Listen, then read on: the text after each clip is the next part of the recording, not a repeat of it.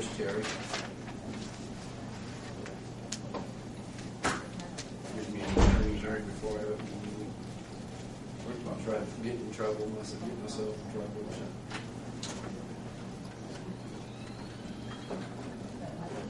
With that, I will call the February meeting of the BZA to order. We have some corrections that we found on the minutes. In item number 1, about halfway down, it says Alvin Blankman hand Roy Middendorf. It should be handed Roy Middendorf a letter from Steve Brinkley, and you had Charles. Steve. You have a second? Handed Are you sure? me, Roy, a letter from Steve Brinkley. Further down, same page. He also has concern that if this business goes in, next will be a convenience store. You have convenience store there. Let's spell check those two. I understand. And I took out the word example to make the sentence flow a little better. So the way I got it is he also has concerns that if this business goes in, next will be a convenience store. And on that item, on the top of the page, you have that Lynn voted yes and Lynn voted no, because the decision was 3-2. On that item 1? Yeah.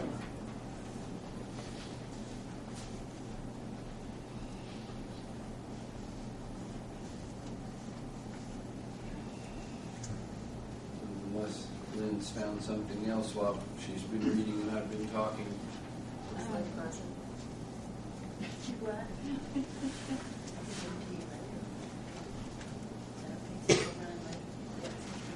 So I'll entertain a motion that we approve the minutes as corrected.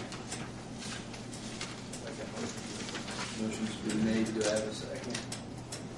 Motion's been made and seconded that we approve the minutes as corrected. All those in favor signify by saying aye. Aye. Aye. All opposed, same sign. Hearing none, the minutes stand approved. Tonight, the second item on the agenda, I think I told everybody, but just to make an official announcement, Lowell Clark variance, it's going to be tabled till next month due to discrepancies at the courthouse regarding the alley. So that has to be resolved before we can proceed on that matter. And that brings us to Dan Graves' special exception for 704 East Main Street. I see Dan and Judy are here, so you might want to tell us what you got planned and what we want to do there. We can defer to the gentleman who has the offer on the home. Okay? Because You can identify yourself for the record, sir. My name is Michael T. Foster. Well, yeah, they can have anybody present as long as they're here.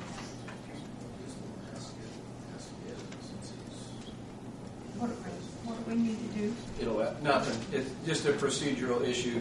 Lynn wondered if he could present, and anybody can present on your behalf. You just have to be the people. It's your property. We have to grant it to you right now because they're Right. still the legal owners. Right, anyone can present it as long as they sign the application as the owner. Right. Yeah. Okay. So, Mr. Foster, okay, go ahead. Well, I put an offer in to buy the house, and my intentions, I have been an estate planning attorney in Indiana for, 25 years or so. I had my own practice in Newcastle up until about 6-7 years ago. Then I relocated to Florida. My wife and I have a business related in estate planning and financial planning there. I'm maintaining clientele in Indiana. Since that time, I have a number of clients in Decatur County, and I've had an expanding practice.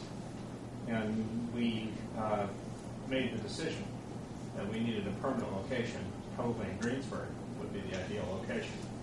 We spent quite some time looking through Greensburg, and we feel this house is ideally situated and located on Main Street and on Wilder for making it easy for clients to find. It was for sale, and we put an engineers and us have come to an offer and acceptance, and part of that offer and acceptance was the condition that we could get a exception on the zoning to be able to put a professional office on the first floor of that particular structure. We're talking of an office in which the clientele would be by appointment only.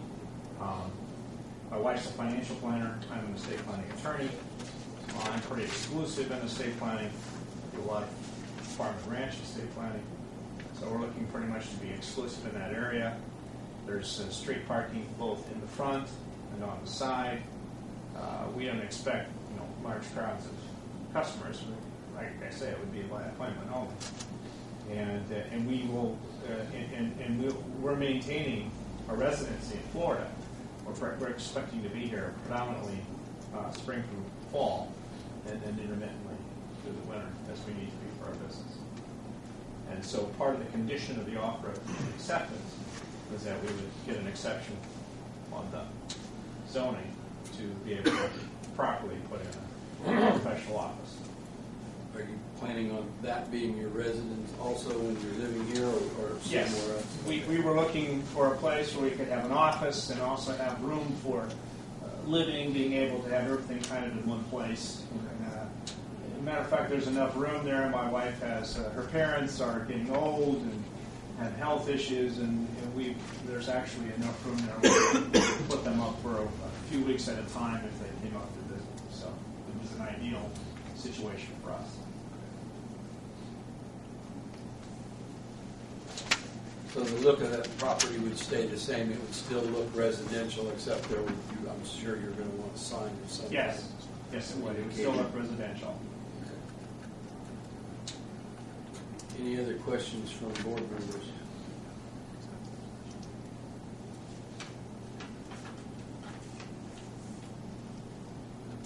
What the thoughts were on the sign. But we're limited on the sign. What's the size of the sign, Kathy? Usually a 3 by 3. 3 by 3.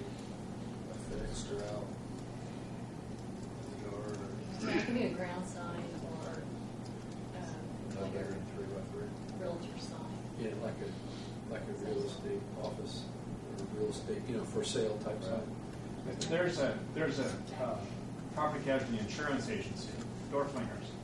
It's just a block or two up, and I'm quite certain our sign would not be that big. And we really haven't gotten too specific about a sign because we're kind of waiting for you folks to tell us. Right. They can conform to just about anything you tell us.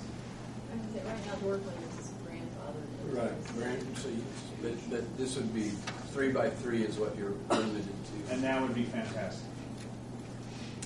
Scott, I see you back there. With this being a house but having an office in it, what, if anything, will he have to do different fire code wise? I would just ask that it be in the minutes that all fire codes, building codes, and accessibility be adhered to. That would be required for a business. So, but we can get with him and look and see what type of fire separation we have between the business section of it and the residential section of it. So we would just request that you and Scott get together and see if we work out whatever issues that might be. During the months that you're not here, you have someone that's going to take care of the property? We have a lot of local friends and clients. We haven't picked anybody, but we can have people check in. We don't plan to be away from the property more than a month at a time. So, I plan to be up here at least a week out of every month. So. Okay, anybody else have anything from here? I'll ask for audience questions if we're done. Anybody in the audience here to speak on this issue? Alvin, go ahead. No, I was here last month, and I bought my family house because I enjoyed the neighborhood. It was a nice residential neighborhood. Now we've got one side across the street I'm going to be looking at, and there's going to be a side to my north I'm going to be looking at. And I know it's only for a year. That's all. It seems like it's a lackadaisical approach by this board on how these things affect the neighborhood. I mean, it's a residential neighborhood. Most progressive thinking towns protect and embrace, especially your older, nicer neighborhoods like this is. And I don't know, I'm just concerned that it's, I guess I want to be here one more time because there's only one more corner that can have a sign on it, right? And the other mine. Although maybe I want to put mine up for a billboard. Maybe I'll lease it out for a billboard, you know.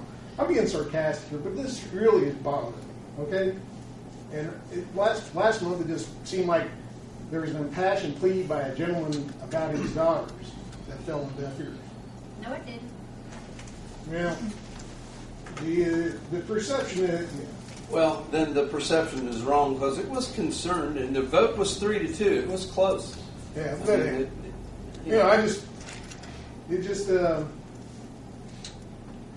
this is going from a residential neighborhood to a business neighborhood, is what the appearance is. And there's plenty of storefronts and plenty of offices in this town that are empty. That this would fit in more readily. In this instance, it's still going to, not to interrupt you, but this is still going to be a residence. This is no different than if a lady wanted to put a beauty shop in her one spare bedroom. I mean, this is not the same instance, or at least I don't see it as the same instance as the one before. I can't deny that. What I see is, once again, it's a sign.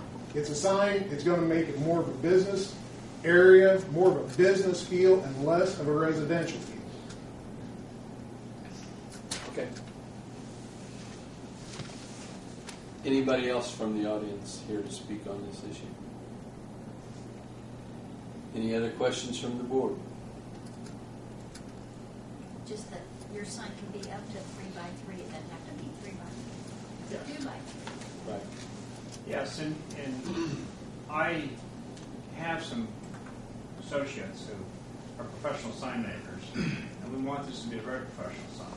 And I don't think we're going to change the residential feel of the lot at all. And I kind of resent that implication that we are. We picked the neighborhood because it was residential. It had a very stately feel to it, but it's Main Street. And if the town's going to grow, you're kind of caught between, do you want this town to grow and prosper, and do you want to allow businesses to have signs so they can make a business? But most progressive towns do not intermix their residential and business neighborhoods. And again, I don't feel that that's what we're doing because this is a special exception. The zoning, again, only stays with Mr. Foster. It does not transfer to anyone else. No one else can do anything there but him. Yeah, but once again, you're setting a precedent. You've already got one across the street, and I got another one across the street. And like I said, there's only 2 corners left, so I guess maybe the... It depends on the type of business, like when Dr. Facilio came before us with her chiropractic, those neighbors were really concerned, but I've never gone up and down Broadway where there's been a lot of traffic, and his is going to be appointment only also. But it's an exception with that house, and whatever he moves. I understand. You get that for 1 year, you understand, Mike. Then you have to come back, and then we review the situation if we've had complaints or whatever.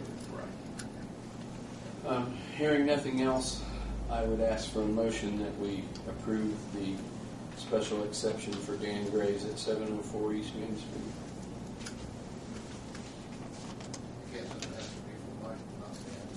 Well, it's for Dan, because Dan still owns the property as of this second. He's going to put the business there, and he's told us what he's going to do. But as of right this minute, Dan and Judy still own the property. So we're going to grant the So any is transferable. Hold up a second. She's going to research.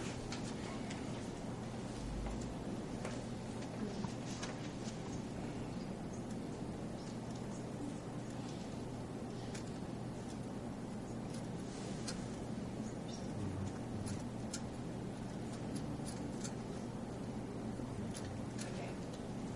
Back up a second. All right. The special exception will be for Mr. Foster, Okay. because Mr. Foster is buying, Okay. That's has an fine. option on the property, and if he buys the property, it will be the sole. Then it goes that way. Okay, that's Right, fine. and the Grays will have nothing to do with it. Okay, that's fine. We'll get the legal wording correct. Okay, so I'll rephrase that. special exception for Mr. Foster on the property at 704 East Main to put an estate planning office in his future home. The 1 year started today. Right, or that's when it. he takes possession. Today. And we'll add to that it meet all fire codes, and Scott was in Fire building accessibility. what he said. Accessibility. Okay. I'll make the motion. Thank you, Jim. I have a motion. Do I have a second? Second. Motion's been made and seconded that we approve the special exception for Mike Foster. Nancy, would you call the roll, please? Jim, Yes. Janet,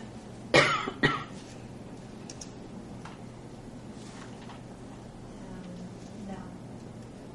Steve, Yes. Roy, Yes. Lynn. Yes.